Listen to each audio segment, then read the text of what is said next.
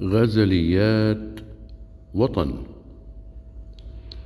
هات من الآخر اقنعني مرة إن عندك ولو فكرة حرة. يا أخي ما خلصنا من كيد ماكر غير وقعنا بعمى ألف حفرة. فخ منصوب في سوق جمعة أو على تلة فوق جمرة، والأكيد إن كل طير عارف وين طريقه ويخشى اللي يضره، غير بني آدم الجهل طبعه يعرف الحق ويحرف بفكرة. هات من الآخر، تعبت منك. كل ما قلت ثور قلت ثورة. مصطلح صار يضحك علينا، هذه فوضى الرعب مستمرة. واللفظ زهرة العقل، اسأل فيلسوف أو حكيم المعرة.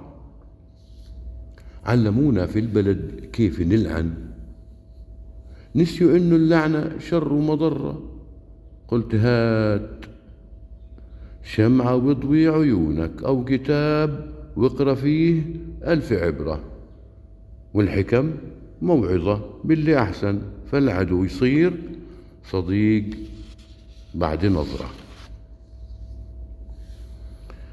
الثانية بس الحكي حكمة.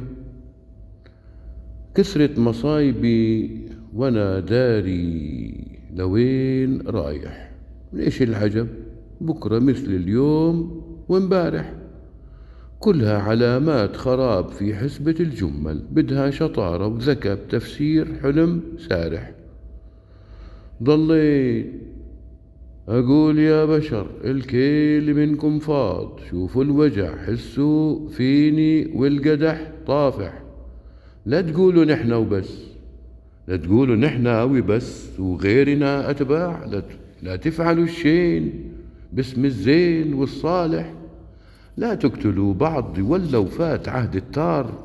عد المحاكم ترى أهون من الذابح العين بالعين. ما صدقت سن بسن والحر بالحر، ما صدقت شيء واضح. تعالوا نحكي عن الكذاب والمحتال في البيع أو في الشراء أو خبر فاضح. يا صاحبي اعرف المحتال من ماضيه ومن حليب الرضاعة ووجهه الكالح. تلعب عيونه يمين وشمال وتحت وفوق، قصده يتوهك على الحبلين يا فالح. حامل حقد 1000 سنة و2003، جيناته حيرانة بين المر والمالح. ولو مسيلمة زمان شاف انخدع فيه. غسبال ابن الحرام معود يقاوح، والابتسامات في تمه جواز مرور لقلوب غالبية الناس اللي بتسامح. يا صاحبي يمكن الإنسان يتعلم إنه الصدق ثروة المحتاج والناجح. ما أسعدك يوم يغني الطير في البستان، هذا الصديق الوفي الطيوب المكافح. طولت عليك الحكي، بس الحكي حكمة. ترجم بميزان الذهب تفكيرك الراجح. وحياكم.